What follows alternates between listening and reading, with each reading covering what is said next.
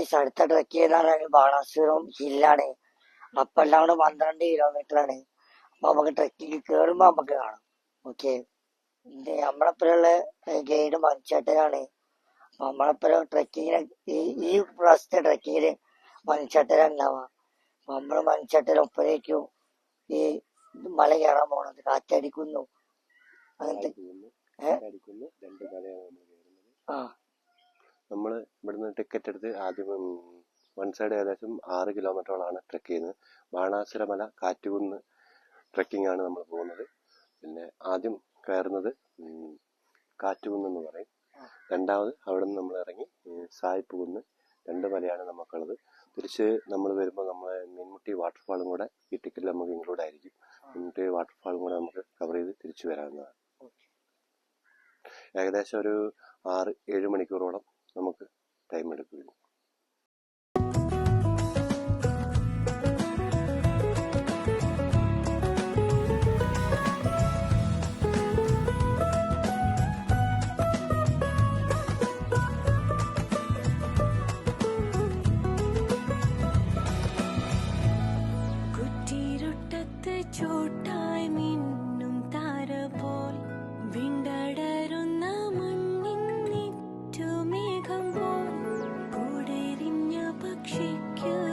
ഇപ്പോൾ നമ്മൾ നമ്മുടെ ബാണാസുര ട്രെക്കിങ്ങിൽ ഏകദേശം ഓഫീസിൻ്റെ അവിടെ നിന്ന് ഒരു 2 കിലോമീറ്ററോടെ ഇപ്പോൾ കവർ ചെയ്തിട്ടുള്ളൂ. നമ്മളിതാ ആ കാണുന്ന ഒരു മല കണ്ടോ, അതാണ് നമ്മുടെ കാറ്റുകുന്ന്. അവിടുന്ന് പിന്നീട് നമ്മൾ അത് കവർ ചെയ്ത് പിന്നെ ഇറങ്ങി ഇതാ പിന്നെ അങ്ങോട്ടാണ് അത് സായിപ്പ് കുന്ന്. പിന്നെ എൻ്റെ തൊട്ടപ്പുറത്ത് ബാണാസുര ആനച്ചോല. അത് ഈ 3 മലകളാണ് നമുക്ക് കവർ ചെയ്യാം. പിന്നെ ഈ കാണുന്ന മലയില്ലേ, എൻ്റെ പുറകിൽ അതാ കോട ഇറങ്ങി വരുന്നത്, അതാണ് ശരിക്കും ബാണാസുര മല എന്ന് പറയുന്നത്. അങ്ങോട്ട് പോകുന്നൊരു വഴി പാതയാണ് നമ്മൾ കാണുന്നത്. പിന്നെ ഇതാ ഈ ഒരു തോട് കണ്ടോ, ഇതാണ് ശരിക്കും നമ്മുടെ മീൻമുട്ടി വാട്ടർഫാൾസ്. അതിന്റെ ഉത്ഭവം എന്ന് പറഞ്ഞാൽ കുറച്ചുകൂടെ വലിയ അടിപൊളിയാണ്. നിങ്ങൾ വന്നാൽ നിങ്ങൾക്ക് മനസ്സിലാവും, പറഞ്ഞാൽ മനസ്സിലാവില്ല. നോക്ക് ഇവിടെ വന്നിട്ടേ കാണാൻ പറ്റുള്ളൂ. നമ്മൾ പറഞ്ഞാൽ നിങ്ങൾക്ക് ഒന്നും മനസ്സിലാവില്ല. അവിടുത്തെ മഞ്ഞൊക്കെ നോക്കുകള്, അവിടുത്തെ സായിപ്പക്കും നോക്ക്, ഇവിടുത്തെ കാറ്റാടിക്കും നോക്ക്, അവിടുത്തെ വെള്ളച്ചാട്ടം നോക്ക്. നിങ്ങളൊക്കെ ഇതൊക്കെ നിങ്ങൾക്ക് പറഞ്ഞാൽ മനസ്സിലാവും, വന്നറിയണം, വന്നാലേ മനസ്സിലാവുള്ളൂ.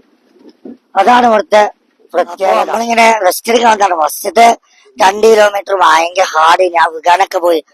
അപ്പൊ അതിന്റെ കൊഴക്കില് വന്ന് ഇരിക്കാണ്. അപ്പൊ നമുക്ക് ഇനി കയറുമ്പോ കാണാം. ഇതൊക്കെ എന്റെ ഒപ്പം വന്ന ആൾക്കാരാണ്. നിയാദിക്ക, പിന്നെ ആദിൽക്ക, പിന്നെ ഫവാസ്ക, പിന്നെ ഇവിടുത്തെ ഗൈഡ് മനൂക്ക, പിന്നെ എന്റെ സാലിശാലിക്ക. ഇവരൊക്കെ കൂടെ വന്നത്. ഒരു സ്ഥലത്ത് വെയില്, ഒരു സ്ഥലത്ത് മഴക്കാറ്, ഒരു സ്ഥലത്ത് ഭയങ്കര കോട, ഒക്കെ വ്യത്യാസം. ഇവിടെ അടിപൊളിയാവും കാര്യം.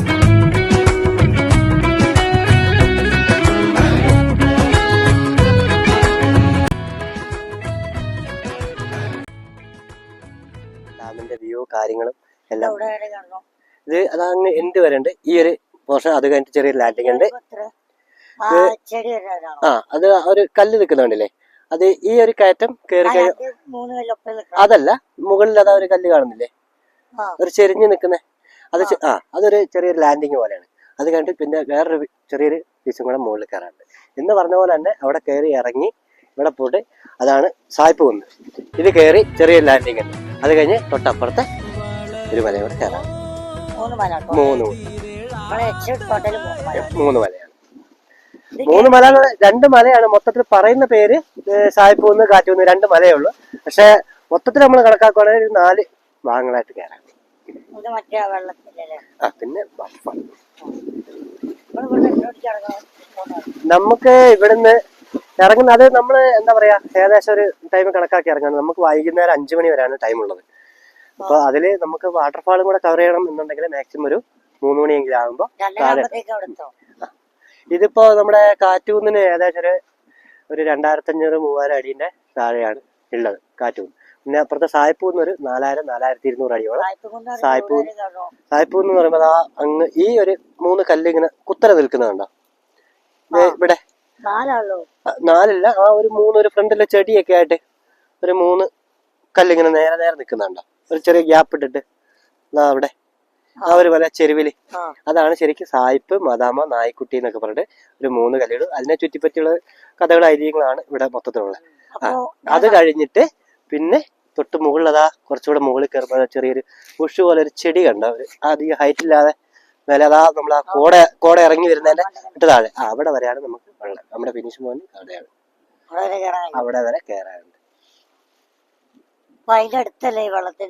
ഇല്ല, നമുക്ക് ആ വെള്ളത്തിലേക്ക് പോകാനുള്ള സൗകര്യം ഇല്ല. പക്ഷെ ഈ ഇത് ശരിക്കും ഇതാന്ന് പറയാം, ഇതാണ് നമ്മുടെ താഴത്തെ മീൻമുട്ടി വാട്ടർഫാളില്ലേ, അത് ഇതിന്റെ ഉത്ഭവം എന്ന് പറഞ്ഞാൽ ആ കോടയൊക്കെ ഇറങ്ങി നിൽക്കുന്ന ആ ഒരു മലകൾ എടുക്കുകയുണ്ടല്ലേ അങ്ങോട്ട്, അതിന്റെ അവിടെ നിന്ന് ഒരു ചെറിയൊരു പിന്നെ പാറയുടെ അടിയിൽ നിന്നാണ് ഇത് വരുന്നത്. അതിന്റെ ഉത്ഭവം എന്ന് പറഞ്ഞാൽ ശരിക്കും അവിടെ നിന്നാണ്. താഴെയാണ് വാട്ടർഫാൾ ആയിട്ടുള്ളത്, കാണാൻ പറ്റും. നമുക്ക് വെള്ളത്തിനടുത്ത് പോകാനും കാര്യങ്ങൾ. കാരണം ഈ വഴിക്കൊന്നും നമുക്ക് പോകാനുള്ള വഴികളില്ല. ഏത് ഈ പാറയും ചെരുവും ഇതൊക്കെ ആയിട്ട് ഭയങ്കര കട്ടിങ് ആണ്, അങ്ങോട്ട് പോകാനുള്ള വഴികളില്ല നമുക്ക്. അതാണ് മെയിൻ വിഷയം.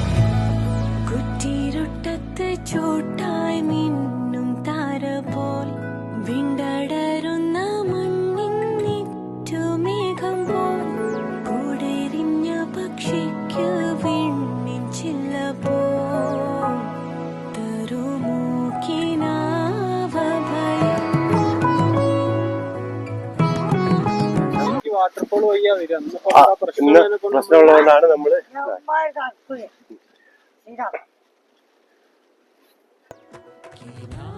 വാട്ടർഫാളില് ഫസ്റ്റ് അങ്ങനെയല്ല. നമ്മള് ഫസ്റ്റ് എങ്ങനെയാ വെച്ചാൽ സാധാരണ ചെയ്യുന്നത് ഫസ്റ്റ് ട്രെക്കിങ്, പിന്നെ രണ്ടാമത് വാട്ടർഫാൾ, അങ്ങനെയാണ്.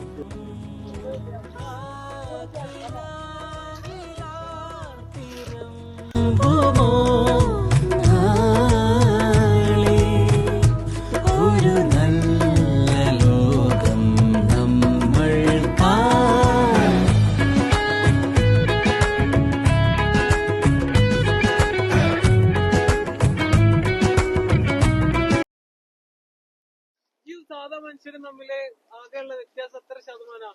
ആകെയുള്ള സാമ്യം എത്ര ശതമാനം? ബാക്കി 90 ഞാൻ പോയിട്ടാണ്. പോയിട്ടാണെന്നാണോ വൈകില്ലായിരുന്നു? 90%.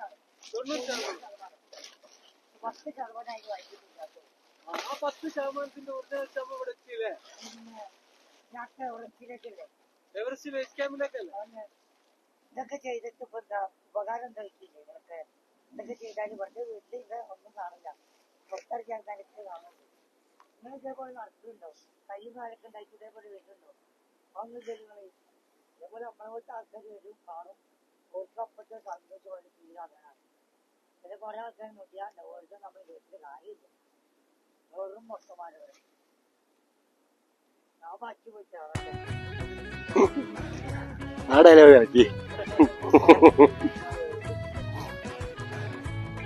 ഒന്ന് മുട്ടിക്ക് ഇവിടെ ഇരുന്നാലേ നിങ്ങൾ ഇങ്ങോട്ട് വന്ന് നോക്കി, എന്റെ ഇവിടെ ഇരുന്ന് നോക്കിയാണ് എന്തുണ്ടാവില്ലേ? നല്ല രസാ. ഇത് ബാണാസുരോ അല്ല, ബാണാസുര ഡാമല്ലേ കണ്ടത്? നമ്മള് കാച്ചിക്കുന്നിന്റെ മുകളില് ബാണാസുരം ഡാമാണ്.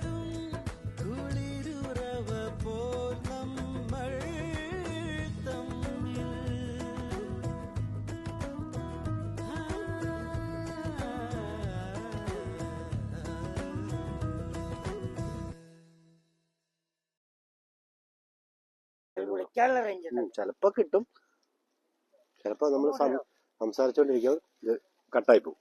പ്രശ്നമില്ല.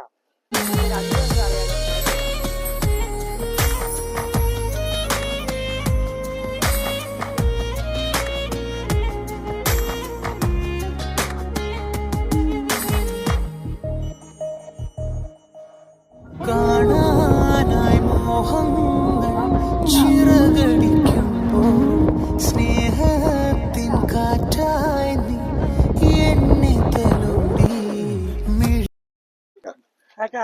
ഇവിടുത്തെ അനുഭവം എന്ന് പറഞ്ഞാൽ പ്രത്യേകിച്ച് ഒരു അനുഭവം ഒന്നുമില്ല. ഇന്നിപ്പോ നിന്നെ സംബന്ധിച്ച് പറയുകയാണെങ്കിൽ, നിന്നെ ഓർക്കുമ്പോ ഇതിനൊരു 2 വർഷം മുൻപ് ഇതേപോലെ ബാംഗ്ലൂരിന്, അത് ഞാൻ എന്റെ ഗ്രൂപ്പിലല്ല വന്നേ, വേറൊരു ഗൈഡായിട്ട് വന്നൊരു സുഹൃത്തിന്റെ കൂടെ വേറൊരു ബാംഗ്ലൂരിലൊരു ബ്ലോഗർ വന്നായിരുന്നു.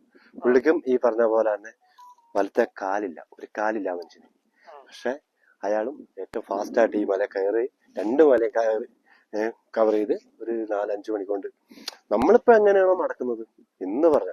അപ്പൊ അത് വെച്ച് നോക്കുമ്പോൾ ഇവനെ കണ്ടപ്പോൾ എനിക്കൊരു അത്ഭുതമായിട്ടാണ് തോന്നുന്നത്. ഇവൻ അത് അത്ര പോലും കഴിവില്ലെങ്കിലും നമുക്ക് ഇവിടെ കയറി എത്തിയല്ലോ, അങ്ങനെ വലിയൊരു അത്ഭുതമാണ്.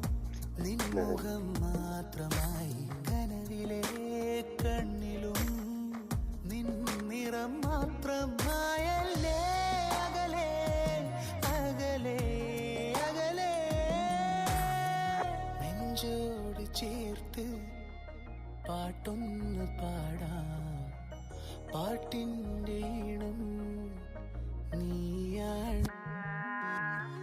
കാണാതെ കണ്ണിൽ അറിയാതെ നെഞ്ചിൽ വിരിയുന്ന ചിത്രം നീയാണ്.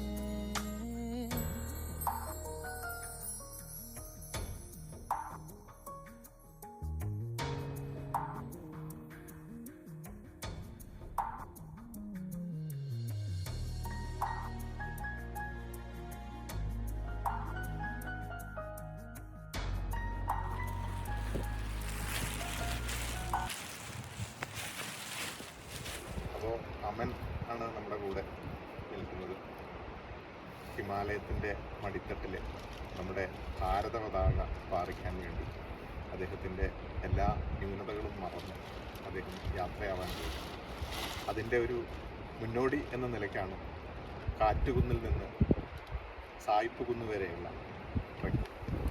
4200 അടി ഉയരത്തിലുള്ള സായിപ്പ് കുന്ന് കയറുക എന്ന് പറയുന്നത് ഹിമാലയത്തിലേക്ക് കയറാനുള്ള ഒരു ചവിട്ടുപിടിയായിട്ട് അദ്ദേഹത്തിന് മാറുന്നു. അദ്ദേഹത്തിൻ്റെ ഉദ്യമത്തിൽ എല്ലാവിധ ഭാവങ്ങളും കൃത്യമായി നേരുകയാണ്. ഈ സ്ഥലമെന്ന് പറയുന്നത് പുൽമേടാണ്. പുൽമേട് എന്ന് പറയുന്നത് ജൈവ വൈവിധ്യത്തിൻ്റെ ഒരു ഭാഗമാണ്. ശരിക്കും പറഞ്ഞാൽ നമ്മുടെ വെള്ളം സംഭരിച്ച് വെച്ചിരിക്കുന്ന ഒരു വലിയ ഒരു ഭാഗമാണ് ശരിക്കും ഓരോ മലകളും. അപ്പോൾ ഈ മലയുടെ മുകളിലേക്ക്, ഈ പച്ചപ്പിൻ്റെ മുകളിലേക്ക് കയറുക എന്ന് പറയുന്നത് ജീവിതത്തിൻ്റെ ഒരു ഉയർച്ചയിലേക്ക് കയറുന്നതിന് തുല്യമായിട്ട് മാറട്ടെ. അദ്ദേഹത്തിന് എല്ലാവിധ ഭാവങ്ങളും ഒരിക്കൽ കൂടി നേരുകയാണ്. സൗത്ത് വയനാട് വനം ഡിവിഷന് കീഴിൽ വരുന്ന കൽപ്പറ്റ റേഞ്ച് പരിധിയിലാണ് ഈ ട്രെക്കിങ്, കാറ്റുകുന്ന് ട്രെക്കിങ് നടക്കുന്നത്. ഇവിടേക്ക് എത്തിച്ചേർന്ന അമിന് എല്ലാവിധ ഭാവങ്ങളും ഒരിക്കൽ കൂടി നേരുന്നു. Thank you.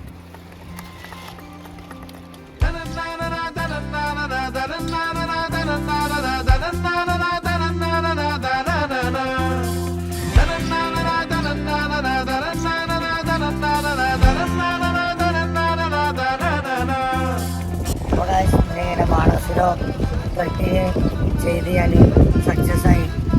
ഞാൻ പരിക്കുപോലെ പറ്റിയിട്ടൊന്നും ചെയ്ത് ഞാൻ നല്ല ഭംഗിയായിട്ട് ഫിനിഷ് ചെയ്ത് ഞാൻ എൻ്റെ ഒപ്പം കൂടെ ആൾക്കാരുണ്ടായിരുന്നു. അവർക്കൊക്കെ കൂടെ അട്ടകടിക്ക് കൂടി ഒരാൾ അട്ട കഴിച്ച് പിടിച്ച് വലിച്ചിട്ട് ചോരൊക്കെ വന്ന് പറഞ്ഞാൽ ഞാനിപ്പോൾ ഉള്ള 4,200 അടി മുകളിലാണ്.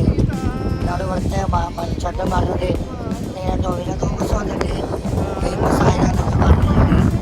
ഞാനിങ്ങനെ യൂട്യൂബ് കാണുന്ന പോലെയല്ല കാശ്. ഇവിടെ വന്നാൽ അടിപൊളിയാണ്. പിന്നെ കണ്ട് ബോഡി മഴയൊക്കെ ഉണ്ടെങ്കിൽ അടിപൊളിയാണ്. ആ കാലാവസ്ഥ അപ്പോഴാണ് അടിപൊളി. പിന്നെ വേനൽക്കാലത്ത് നിങ്ങൾക്ക് വെയിലേ ഉണ്ടാവുള്ളൂ. അപ്പോൾ മഴക്കാലത്ത് വരെ ജൂൺ ജൂലൈ ആഗസ്റ്റ് ടൈമിൽ വരെ അപ്പോഴാണ് അവിടെ ഷെറ്റിൽ അടിപൊളിയാണ്, സൂപ്പറാണ്. പിന്നെ എൻ്റെ വീഡിയോ കാണുമ്പോൾ ലൈക്ക് ചെയ്യുക, ഷെയർ ചെയ്യുക, സബ്സ്ക്രൈബ് ചെയ്യുക. പിന്നെ ഞാൻ 6 കിലോമീറ്റർ ആയിപ്പോൾ ഷെറ്റിലേക്ക് അപ്പ് ആൻഡ് ഡൗൺ പറയുമ്പോൾ 12 കിലോമീറ്ററാണ്. ഇപ്പം ഞാൻ 6 കിലോമീറ്റർ കയറി, ഇറങ്ങാനൊരു 6 കിലോമീറ്ററും. പിന്നെ അത് കഴിഞ്ഞാൽ ഒരു വാട്ടർ ബോക്സ് ഉണ്ട് വെള്ളത്തിൻ്റെ. അത് കഴിഞ്ഞ് പിന്നെ രണ്ടൊക്കെ ട്രെക്ക് ചെയ്യൊക്കെ കഴിഞ്ഞ്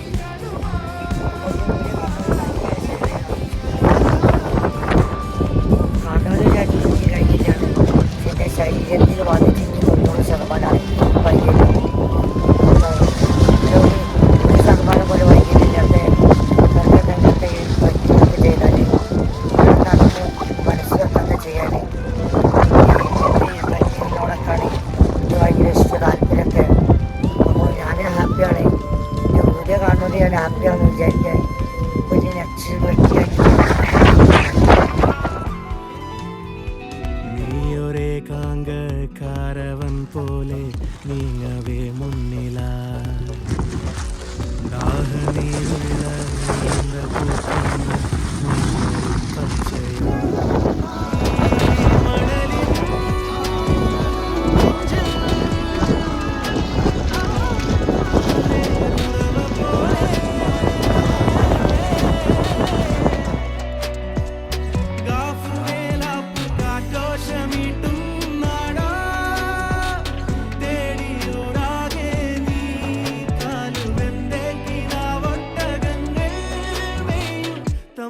എത്തുന്നുവോ പാടുക പാതകളെ